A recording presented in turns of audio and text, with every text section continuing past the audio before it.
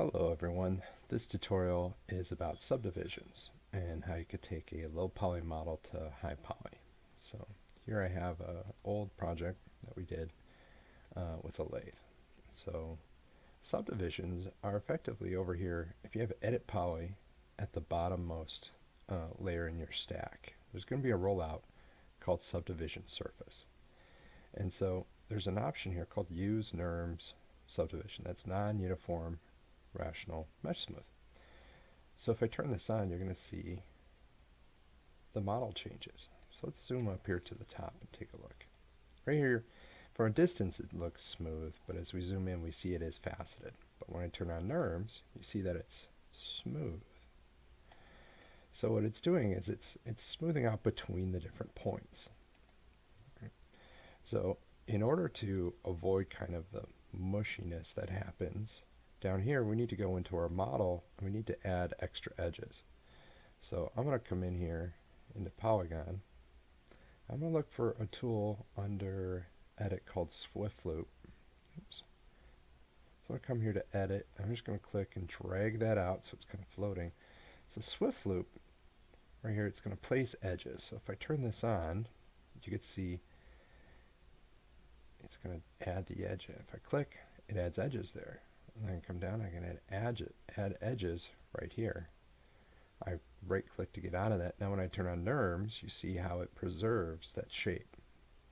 Right? Because I'm going in and I'm defining that point down there.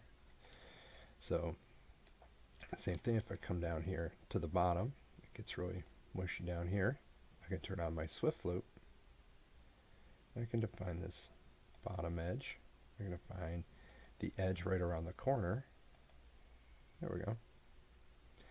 So Swift Loop is doing the same thing as if we were grabbing an edge, selecting ring, and connecting it, and then using the slide tool, or the slide option. Right? So Swift Loop under editing allows us to go in and do that, perform that action a lot quicker. And where you want to place your edges are going to be right where you have intersections. So some spots aren't going to be that easy to work with. So let's look at the top. You're not going to be able to get a loop on the very top because it's one giant polygon.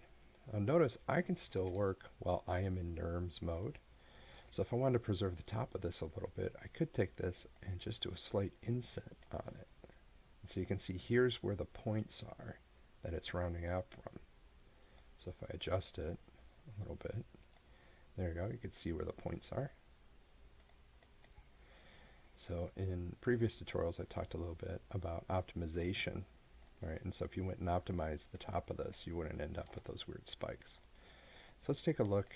I'm going to come over here to the side. I'm going to make a box. I'm just going to convert this to an editable poly. And now an editable poly, if I turn on NURMS, see this thing just completely scrunches down, right?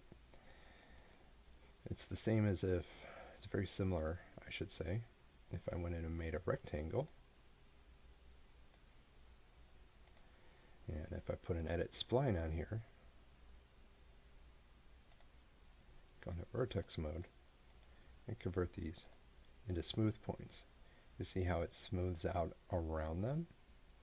Now on our model, again, if we go in and we just kind of work to subdivide it down, see, you can see the orange mesh where it actually is, and now it's rendering because it's using NURMS. If I come in and use Swift Loop, I can come in and I could start to define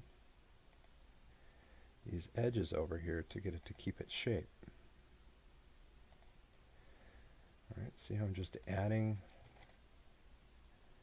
these low edges in on the model, and now it's starting to hold up its shape.